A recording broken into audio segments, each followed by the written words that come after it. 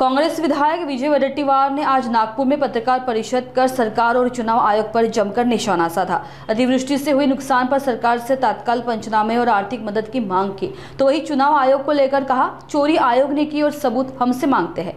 प्रफुल्ल पटेल के BJP जाने पर कहा कि भाजपा सत्ता का मालिक है, बाकी सब वार्षिक है। तो वही राधाकृष्णन को निष्पक्ष उपराज्यपाल न मानते हुए उन्होंने कहा कि महाराष्ट्र हित में उनका कोई ठोस निर्णय नजर नहीं आया। इसके अलावा जानते हैं क्या कहा विजय वडेट्टीवार ने। असं आहे की आता काल मी तो विषयावर बोलताना सांगितलं 3 पक्षाचं काही खरं नाही। आम्हाला विचारतात तुमची आघाडी अरे तुम्ही ते सत्तेमध्ये खुर्चीला खुर्ची चिटकवून सत्तेचा मलिदा खातायत 3ही पक्ष, त्यांना विचारा आता त्यांच्यामध्ये काय चाललंय की आता होणार नाही, सोयीचं करतील। भाजपा बॉस आहे, भाजपाच्या हातात या 2 पक्षाचे कासरे आहेत, त्यामुळे त्यांना कोणत्या दिशेने हाकायचं त्यांच्या हातात आहे भारतीय जनता पक्षाच्या। हे ज्या दिवसात ज्या बाजूला बंडी चालवतील त्या बाजूला बंडी वळेल। आता ती बंडी युतीच्या बाजूने म्हणजे करायची असेल तर तिकडे जाईल, तोडायची असेल तर विरुद्ध दिशेने जाईल। त्यामुळे इथे काही फार मोठा याच्यातला काही हे आहे असं नव्हे, कारण सत्तेची चाबी आणि पॉवर आणि सत्तेचा पूर्ण ताबा हा भारतीय जनता पक्षाकडे आहे। हे आता सध्या त्यामध्ये त्या सत्तेमध्ये असलेले दिवाणजी, हिशोबनीश, ते काय म्हणतो ना आपण त्यावेळेचे कारखान हे असे सुभेदार वगैरे वगैरे नेमलेले एवढ्यापुरती त्यांचा अधिकार आहे, हे मालक नाही सत्तेतील। तर हे मालक नसून मालक आणि चालक हे आता देवेंद्रजी आहेत आणि भारतीय जनता पक्ष आहे। हे त्यांनी नेमलेले हे काय म्हणतात त्याला आमच्याकडे वार्षिक माणसं नेमतात तशा पद्धतीनं नेमलेले एवढेच यांचा, आणि ते नवीन वर्ष सुरू झाला की काढून टाकतात, वर्षभरासाठी याच्याने नेमतात, तशी त्यांची अवस्था आहे।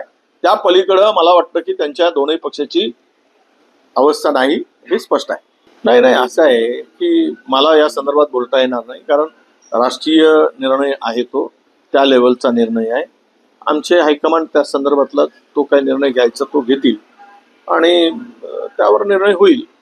या संदर्भात माझी प्रतिक्रिया घेऊन काही उपयोग होणार नाही। उद्धव ठाकरे यांनी सीपी राधाकृष्णन यांना पाठिंबा द्यावा अशी मागणी केलेली आहे भाजपचे नेते आशिष देशमुख। नाही, तो उद्धवजींचा निर्णय आहे। त्यामुळे महाराष्ट्रामध्ये राज्यपाल असताना अनेकदा आम्ही त्यांना भेटलो, अनेक गंभीर विषयावर चर्चा झाली। या राज्यामध्ये असलेला मोठ्या प्रमाणात येणारा ड्रग्स, महिलांचा होणारे अत्याचार, सरकारची एकूण जनतेच्या प्रति विरोधी असलेली भूमिका, या सगळ्या अनेक विषयावर भेटलो। कायदा सुव्यवस्था असेल, पण त्यांनी काही महाराष्ट्राच्या ती खुर्ची सांभाळताना महाराष्ट्राच्या हितासाठी असं काही ठोस निर्णय घ्यावा आणि सरकारला सुनावावं असं काही मला ऐकिवात नाही। त्यामुळे त्यांची त्या खुर्चीवर बसून काही फेअर भूमिका होती आणि महाराष्ट्राच्या हिताची भूमिका होती, महाराष्ट्राच्या संरक्षणाची भूमिका होती असं कुठेच काही मला जाणवलं नाही। त्यामुळे उद्धवजी सुद्धा पाठिंब्याचा निर्णय घेणार नाही असं मला वाटतं। मराठवाडा आणि विशेष करून पश्चिम विदर्भामध्ये प्रचंड मोठ्या प्रमाणामध्ये या अतिवृष्टीमुळे नुकसान झालं आहे। अनेक धरणं ओव्हरफ्लो झाले, न सांगता काही धरणांचे दरवाजे उघडले गेल्यामुळे प्रचंड शेतीचं नुकसान झालं, घरांचं नुकसान झालं। वर्धा आणि पैनगंगा या 2 नद्यांच्यामुळे चंद्रपूर जिल्ह्यातील अनेक शेतीच्या भागामध्ये किंवा गावामध्ये आता पाणी शिरल्याची मी सकाळी माहिती घेतली। एकूणच शेतकऱ्यांच्या डोळ्यामध्ये आता हातात आलेलं पीक जाताना शेतकऱ्यांच्या डोळ्यात आता अश्रू दिसत आहे। इतकं नुकसान झालंय की अनेक ठिकाणी शेतामध्ये तलावाचं रूप त्या ठिकाणी दिसत होतं। म्हणजे शेती आहे की तलाव आहे, इतका प्रचंड पाऊस त्या ठिकाणी झाला आणि होत्याचं नव्हतं झालेलं आहे।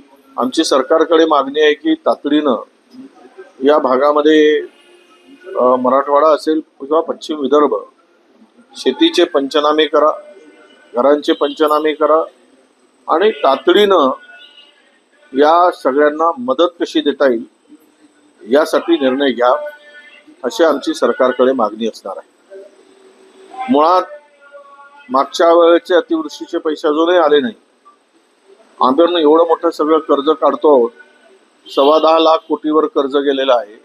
पुन्हा राज्याला कर्जबाजारी करा, कर्जात ढकला, पण कर्ज काढा, अधिकचं कर्ज वाढेल, पण ते शेतकऱ्यांसाठी वाढेल. त्यावेळेस तुम्हाला शेतकरी आशीर्वाद देतील, पण त्यांना मात्र आता वाऱ्यावर सोडू नका आणि लगेच ही मदत कशी देता येईल याचा निर्णय घ्या, अशी आमची सरकारकडे मागणी आहे आणि विनंती आहे. पुरावे आहेत, पुरावे दिलेत. ज्या वेळेस निवडणूक आयोगाकडे आम्ही पुरावे मागत होतो, आम्ही CCTV फुटेज मागत होतो.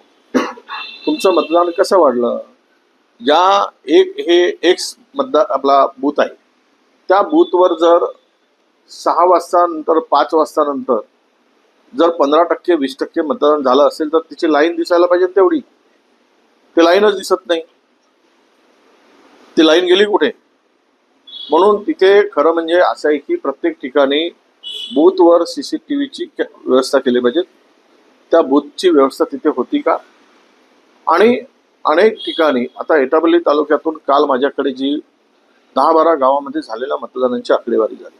प्रत्यक्ष झालेलं मतदान आणि मोजलेलं मतदान यामध्ये खूप मोठी तफावत आहे. आता त्यावेळेस हे म्हणतील की आक्षेप कुठून घेणं, आक्षेप का घेतला नाही? आता ह्या ग्रामीण भागामध्ये त्यावेळेस तुम्ही आक्षेप घ्यायला कुठे वेळ होता? दुसराच विषय महत्वाचा असा होता की काल आपण सगळ्यांनी पाहिलं की असे तकलादू त्यांची प्रेस कॉन्फरन्स होती या निवडणूक आयोगाची. जसा काय हा राजकीय पक्षाचा माणूस आहे राजीव कुमार, याला उद्या यातून सुटका झाल्यानंतर कदाचित हा व्यक्ती राज्यसभेवर दिसेल किंवा कुठल्या तरी मंडळावर दिसेल, अशी त्यांची अवस्था एकूणच त्यांच्या प्रेस कॉन्फरन्समध्ये मला दिसलेली आहे. हे स्वायत्त मुळातच दिसले नाही. त्यांच्या भाषणावरून, त्यांच्या बोलण्यावरून, देहबोलीवरून, त्यांच्या शब्दांचा जो प्रयोग होता त्यावरून. आणि तुम्ही मागताय ना 7 दिवसात द्या, तुम्हाला काय 7 दिवसात द्यायचं आहे? तुम्ही सगळा डेटा संपवून टाकला, तुमच्याकडेच पुरावे ते तुम्ही नष्ट करून टाकलेत. म्हणजे उलट चोरांनी चोरी करायची आणि मुद्देमाल मात्र मालकाकडून मागायचा, हे तर गजबच आहे. चोरी करून मालाची विल्हेवाट लावली आणि आता मात्र ज्याने आरोप केलाय त्यांना सांगतायत की तुम्ही पुरावे द्या. असंच झालंय, चोरीचा माल गायब केलाय आणि ज्यांनी तक्रार केली त्याला म्हणतात पुरावे द्या. हे तर विचित्रच काम आहे या निवडणूक आयोगाचं. असं विचित्र निवडणूक आयोग, चित्र विचित्र देशामध्ये कधी आलेलं नाही, कधी झालेलं नाही. आणि राहुल गांधी माफी मागणार नाही. आमचे झालेले पत्रव्यवहार तेव्हापासूनचे, महाराष्ट्रात झालेल्या निवडणुकीपासून सगळे रेकॉर्डवर आहे. त्याचं कुठलंही उत्तर, आम्ही दिलेल्या पत्राचं उत्तर निवडणूक आयोगाने दिलेलं नाही. आम्ही मागितलेली माहिती निवडणूक आयोगाने दिलेली नाही.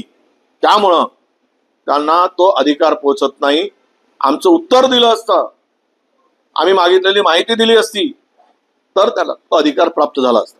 2014ला शरद पवार आणि आमच्या पक्षाचा भाजपसोबत येण्याचा विचार आणि निर्णय झाला होता असं प्रफुल्ल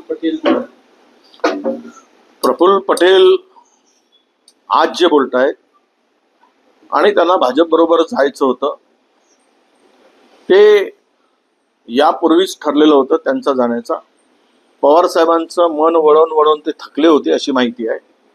थकल्यानंतर मग अजित पवारांचा त्यावेळेसची स्थिती तर अशी होती, आम्ही साक्षीदार आहोत, अनेक जण साक्षीदार आहेत. अजित पवारांचा ना भाईजींचं काही फार सौख्य नव्हतं, फार काही त्यांचे संबंध चांगले नव्हते अशी सगळीच चर्चा होती. कारण आम्ही सत्तेमध्ये आणि आघाडीमध्ये असल्यामुळे आम्हाला त्याची माहिती आहे, ते कोणी नाकारू शकत नाही. केवळ मला वाटतं की त्यांचा आग्रह होता भाजपमध्ये जाण्याचा. तो आग्रह कशामुळे होता हे कुठेही लपून राहिलेलं नाही.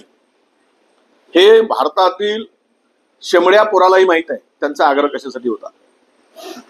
म्हणजे शेमड्या पोराला मुद्दाम उल्लेख करतो कारण ज्या घटनाक्रम आहेत त्यामुळं त्यांना भारतीय जनता पक्षात जाणं अपरिहार्य होतं.